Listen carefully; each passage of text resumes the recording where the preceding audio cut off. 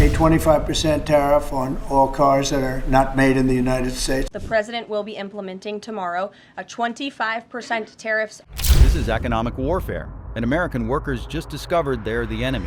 General Motors has launched the most sophisticated assault on American manufacturing in corporate history. While politicians promised tax cuts would create jobs, GM weaponized those same cuts, $500 million annually, to fund a systematic extermination campaign against American workers. 700 casualties in a single week. Factory Zero in Detroit, once America's electric vehicle fortress, became a slaughter zone. The CAMI Assembly plant, shuttered, 500 workers left for dead in the economic battlefield. How did America's industrial champion become its greatest traitor? What classified corporate strategies are obliterating entire manufacturing communities? Why are your elected officials completely powerless to stop this economic warfare? Stick around to find out the brutal truth. Numbers don't lie. Behind every corporate press release lies a spreadsheet of devastation. The Fort Wayne assembly plant, home to Chevrolet Silverado and GMC Sierra production, recently endured a 2-week shutdown that GM characterized as proactive inventory management. Translation: they built too many trucks that Americans either can't afford or don't want.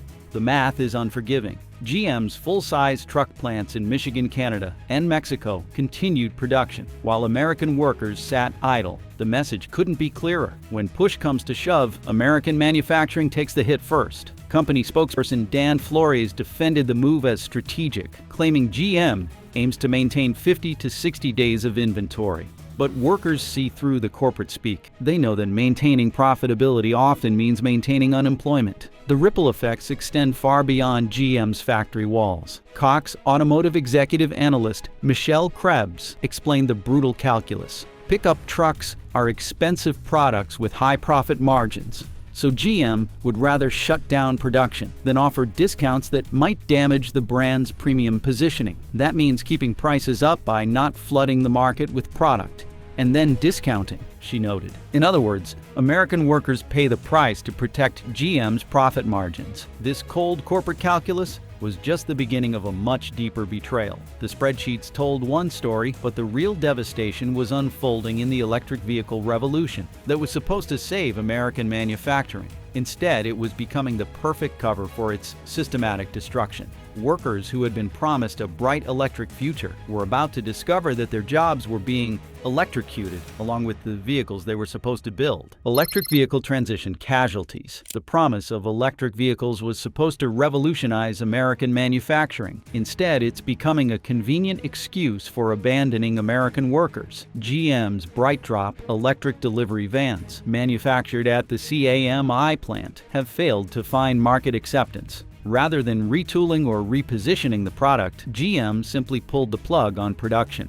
The irony cuts deep. These same facilities were retooled at enormous expense just years ago to build the electric future that politicians and executives promised would revitalize American manufacturing. Workers endured months of training, communities invested in supporting infrastructure, and taxpayers provided subsidies to make the transition possible. Now those investments are gathering dust while workers collect unemployment benefits. At Factory Zero, GM's flagship electric vehicle facility, the Chevrolet Silverado electric vehicle, GMC Sierra electric vehicle, Hummer electric vehicle, SUV and pickup, and all-electric Escalade IQ represent the cutting edge of automotive technology. Yet even this showcase facility couldn't escape the layoffs. 200 workers out of 4,500 were deemed excess to requirements, casualties of market dynamics that GM executives either didn't anticipate or chose to ignore. The electric vehicle transition has exposed a fundamental contradiction in GM's strategy.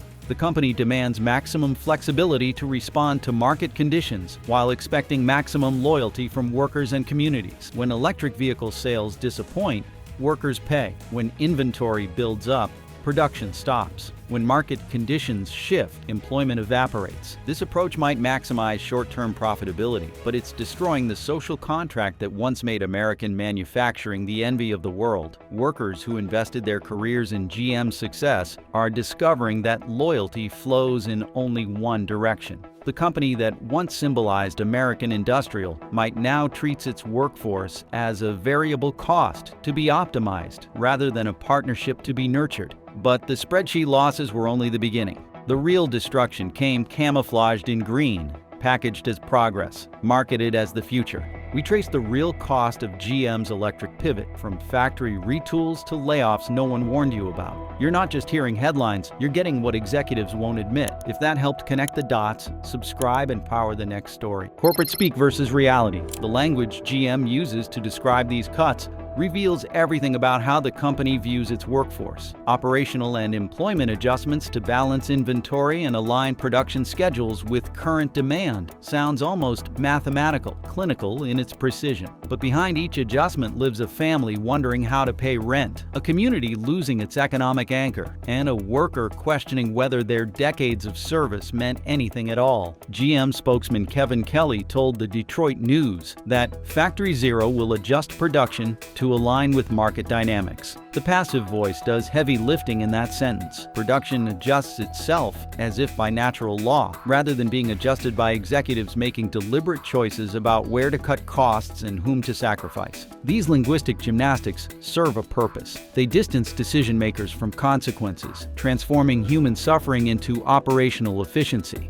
When 700 people lose their jobs in a single week, corporate communications frame it as evidence of manufacturing flexibility rather than workforce devastation. The contrast with how GM discusses its successes is telling. Profit announcements feature active language celebrating executive leadership and strategic vision. Job cuts hide behind passive construction and market forces beyond anyone's control. It's a rhetorical shell game designed to claim credit for success while deflecting responsibility for failure. Meanwhile, the communities affected by these decisions are preparing for something far more devastating than temporary layoffs. Because they've seen this script before, and they know how it ends. What happens when temporary becomes permanent? When the communities that built America's automotive empire realize they're being abandoned by the very companies they've supported for generations. The workers at these plants may think they'll be back in a few months, but the warning signs suggest something far more sinister is unfolding. A systematic dismantling of American automotive manufacturing that will leave entire regions economically devastated. The human cost is just beginning to unfold. Betrayal in the Heartland. Your retirement savings have become a bargaining chip. The workers pouring out of General Motors plants across the industrial heartland carry more than pink slips. They carry the weight of betrayal. These are not just layoffs. They mark the abandonment of a generation that sacrificed everything to keep General Motors alive. Back in 2009, when General Motors teetered on the edge of bankruptcy, it was not Wall Street or bureaucrats who saved the company. It was the United Auto Workers and their communities. Workers accepted frozen wages, gutted benefits, and a two-tier pay system that left new hires earning far less than their parents. They traded pension security for company stock, trusting General Motors would honor the deal. Darrell Kennedy, a striking worker from United Auto Workers Local 22, summed it up. We gave up a cost of living increase, a $1 an hour raise, tuition assistance, and more. Those sacrifices, once made in good faith, now feel meaningless. The numbers confirm the loss. New hires earn 21% less than veterans. Night shift premiums were cut. Raises froze entirely in 2019 and have barely kept up with inflation since. These were not stopgap measures. They became the new normal. William Spriggs, chief economist for the American Federation of Labor and Congress of Industrial Organizations, put it plainly. The United Auto Workers saved General Motors. Now they're making record profits and refuse to take care of the workers who took care of them. They gave up everything for the promise of a better tomorrow. But that promise, like so many before it, evaporated the moment profits were secured. Broken promises. The devastation deepened when promises of prosperity turned to ash. The tax cuts were supposed to change everything. When President Trump signed the Tax Cuts and Jobs Act in December 2017, General Motors was among the biggest beneficiaries. The Progressive Group, not one penny, estimated General Motors savings at more than $500 million annually.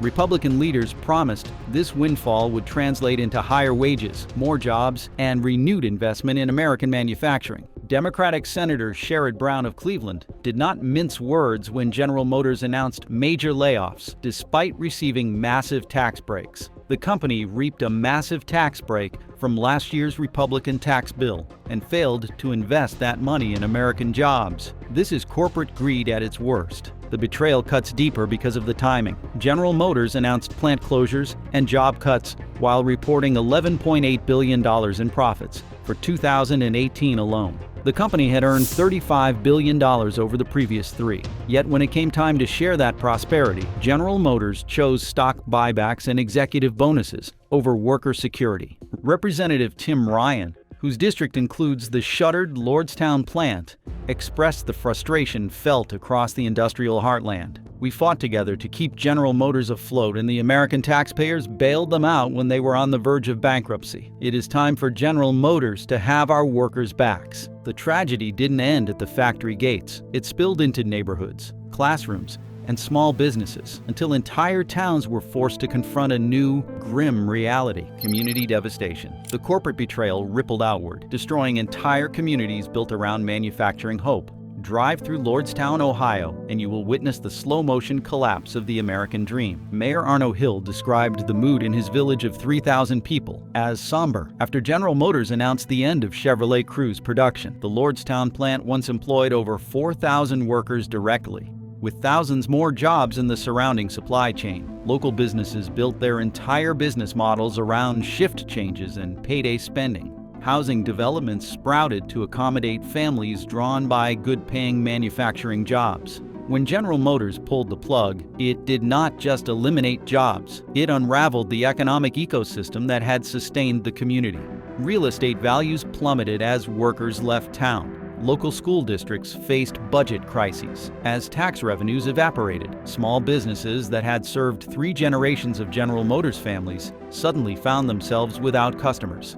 Jim Graham, former president of the United Auto Workers Local that represented Lordstown workers, called the announcement depressing. "Hopefully we can do something," he said, though everyone understood that hope was becoming increasingly difficult to sustain. But as communities crumbled, something else began to rise: a new kind of anger, organized, strategic, and fed by years of broken trust. Union fury. This systematic destruction has transformed organized labor into something more dangerous than management ever anticipated. The United Auto Workers has evolved from a reluctant partner into an increasingly militant force. The union that once accepted concessions to save General Motors now finds itself preparing for battles that could determine whether American manufacturing workers have any future at all. United Auto Workers members represent one of the most diverse workforces in organized labor, with African American membership potentially reaching 30%. Union jobs represented the pathway to middle-class stability that previous generations were denied. The current crisis threatens to reverse progress toward economic equality. Many union members supported Trump's promises to revitalize American manufacturing, believing that his tough talk on trade would translate into job security. Instead, they watch plants close while Trump's tax cuts enrich the same executives who are eliminating their jobs. Workers who believe they were voting for American manufacturing revival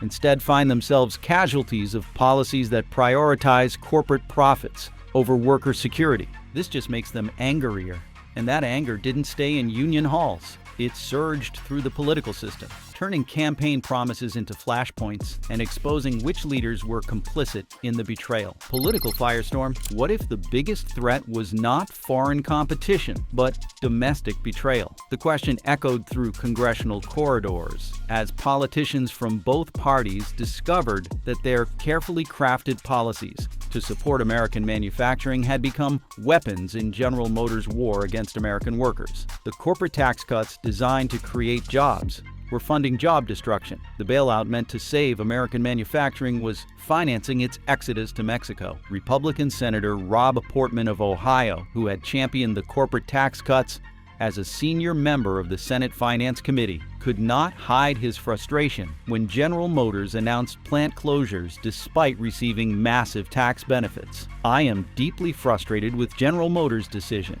he said in a statement that barely contained his anger at being played by the very corporation he had tried to help.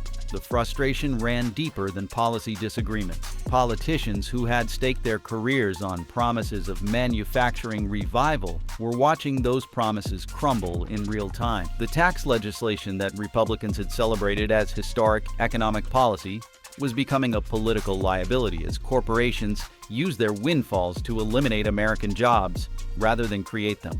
Democratic Senator Sherrod Brown of Cleveland captured the bipartisan sense of betrayal. The company reaped a massive tax break from last year's Republican tax bill and failed to invest that money in American jobs. This is corporate greed at its worst. His criticism found unlikely support among Republicans who were beginning to question whether their pro-business policies had gone too far. Representative Tim Ryan, whose district includes multiple General Motors facilities, expressed the bewilderment felt by politicians across the industrial heartland. American taxpayers have General Motors back when General Motors needed it. It is time for General Motors to have our workers' backs. But no betrayal hit harder than the one from the very top. The man who promised to save manufacturing turned out to be the one who let it burn. Trump's empty promises. The congressional anger paled beside the hollow ring of presidential promises. President Trump's commitment to revitalize American manufacturing had become a cruel joke as workers watched their jobs disappear, despite his tough talk on trade and taxation.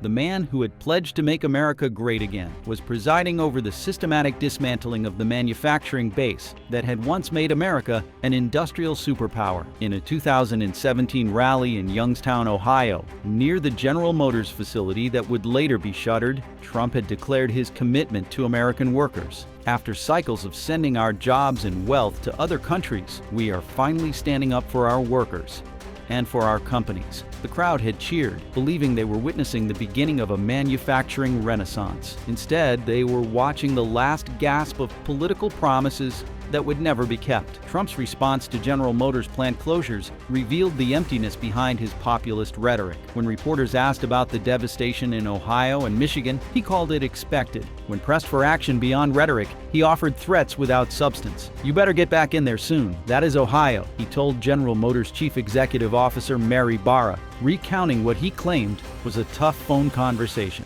Tough talk meant nothing when companies could ignore presidential pressure without consequences. And the damage didn't stop at words. The very policies meant to protect American jobs ended up accelerating their destruction. Tariff backfire. Presidential weakness became even more apparent when trade policy backfired spectacularly. Trump's tariff strategy, designed to protect American manufacturing from foreign competition, had become a weapon that foreign-owned plants were using against American-owned facilities. The unintended consequences of trade policy were destroying the very industries the tariffs were supposed to protect. At General Motors' Oshawa Assembly plant in Canada, 750 workers received layoff notices directly attributed to United States tariffs. Unifor President Lana Payne explained the cruel irony. Tariffs meant to protect American jobs were forcing General Motors to reduce exports from Canada to the United States, eliminating Canadian jobs that had been producing vehicles for American consumers. Luann Gosselin, Stellantis spokesperson for Canada, confirmed that tariffs levied by the Trump administration were causing layoffs at auto factories in Michigan and Indiana, as well as Canada. The interconnected nature of North American automotive production meant that targeting one country's exports inevitably hurt workers in all three countries. The political logic behind the tariffs had seemed straightforward: make foreign production more expensive, and companies will bring production back to America. The economic reality proved far more complex. Companies responded to tariff pressure by restructuring their entire supply chains, often in ways that eliminated more American jobs than they created. Now, those consequences are ricocheting into the political arena, reshaping elections, shifting alliances, and forcing voters to question everything they thought they knew. Election implications. These policy failures were reshaping the political landscape in ways that would haunt both parties. The political implications of General Motors' betrayal extended far beyond individual communities to reshape the electoral landscape across the industrial heartland. Workers who had supported Trump based on his manufacturing promises were beginning to question whether any politician could be trusted to fight for their interests. The arithmetic of electoral politics in states like Ohio, Michigan, and Pennsylvania suddenly looked very different when thousands of manufacturing workers found themselves unemployed despite voting for politicians who promised to protect their jobs. The coalition that had delivered Trump's surprise victory in 2016 was fracturing under the weight of broken promises and economic reality. Democratic politicians faced their own challenges in responding to the manufacturing crisis. Workers who had abandoned the Democratic Party for Trump's populist promises were not necessarily ready to return to politicians they blamed for trade policies that had hollowed out American manufacturing. The political center was collapsing as both parties struggled to address economic problems that seemed beyond the reach of traditional policy solutions. The crisis in manufacturing employment was exposing deeper problems with American democracy itself. When corporations could ignore presidential pressure, congressional criticism, and community devastation without facing meaningful consequences, voters began to question whether their political participation mattered at all. The social contract that linked democratic participation to economic security was breaking down. The manufacturing crisis was reshaping political identity across the industrial heartland.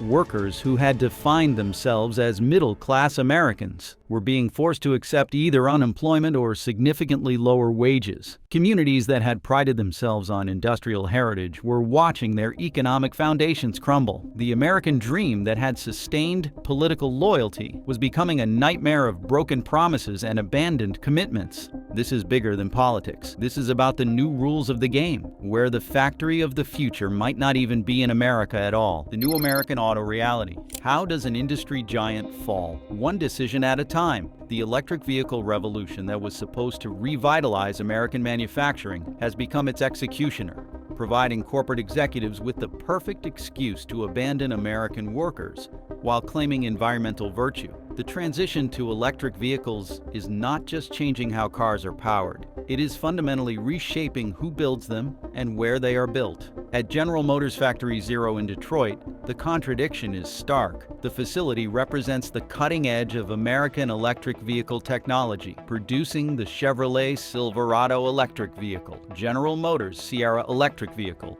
and the all-electric Escalade. Yet even this showcase of American innovation could not protect 200 workers from layoffs when market demand failed to meet corporate projections. The electric vehicle transition has exposed the hollow nature of promises made to American workers and communities. Politicians and executives promised that electric vehicles would create new manufacturing jobs to replace those lost in the transition away from internal combustion engines. Instead, the transition has become an opportunity to restructure the entire industry in ways that eliminate American jobs while concentrating production in lower-cost locations. General Motors' BrightDrop electric delivery van program exemplifies the chaos. The company invested heavily in converting the Canadian assembly plant to produce these vehicles, creating 500 jobs. When demand failed to materialize, General Motors did not adjust its marketing or pricing strategy. It simply shut down production and laid off workers. And while Americans wait for jobs that may never return, General Motors has already moved on, quietly building its electric future hundreds of miles south of the border. Mexico migration. The chaos at home paled beside the systematic betrayal happening across the border. American automotive production was not just declining. It was being systematically relocated to Mexico under the guise of electric vehicle strategy. General Motors facility in Ramos Arizpe, Mexico, has been completely converted for electric vehicle production, while American plants face closure or downsizing. The company is not abandoning automotive manufacturing. It is abandoning American automotive manufacturing. The migration follows a predictable pattern. General Motors announces major investments in Mexican facilities, while describing American plant closures as responses to market conditions. The Chevrolet Blazer, previously manufactured for North American markets, will end production after the 2025 model year as General Motors transitions its Mexican facility to electric-only production. American consumers will still buy General Motors vehicles, though those vehicles will increasingly be manufactured outside the United States. Mexican facilities offer lower labor costs, fewer regulatory constraints, and access to the same North American markets through trade agreements. The savings from relocating production to Mexico can fund the massive investments required for electric vehicle development while maintaining profit margins that satisfy Wall Street analysts. American workers who invested decades in building General Motors' success find themselves competing with workers earning a fraction of their wages. Communities that provided tax incentives and infrastructure support to attract General Motors facilities watch those investments literally cross the border to benefit foreign workers and communities. But something is shifting. For the first time in decades, consumers are starting to see through the illusion, and they're not staying silent. The consumer awakening. Across America, something is shifting. General Motors, once the pride of U.S. manufacturing, is now building vehicles that many American workers can no longer afford. As production shifts overseas, lifelong customers are asking, why should I buy American when American companies abandon their own workers? The backlash is growing. Forums and social media are filled with consumers who feel betrayed. For decades, buyers chose Chevrolet and General Motors to support American jobs, but that loyalty is not being returned. Instead, the companies are prioritizing overseas markets and profits, leaving behind the communities that carried them through crises. Older generations feel the sting more deeply. Many remember the bailouts and the belief that they were saving something bigger than a company. Younger buyers see little reason to invest in brands that no longer manufacture at home. Brand loyalty, once powerful, is starting to feel one-sided. But this is becoming more than just frustration. It's turning into action. Some consumers are now seeking out vehicles still made in America. Small manufacturers are marketing domestic production as a selling point. Communities are exploring ways to keep local factories open under new ownership models. The real question isn't whether General Motors can survive its pivot away from American labor. It's whether American workers can survive being left behind. This isn't just a market correction. It's a fracture in the social contract that once made U.S. manufacturing a path to prosperity. And now the choice lies with the consumer. When you step into a dealership, you're not just choosing a car, you're choosing a side. Will you support the corporations that left or the workers who stayed? The choice is yours, and your voice matters. Share your thoughts in the comments below and help us understand how consumers are responding to this crisis. Thank you for watching and for caring about the future of American manufacturing.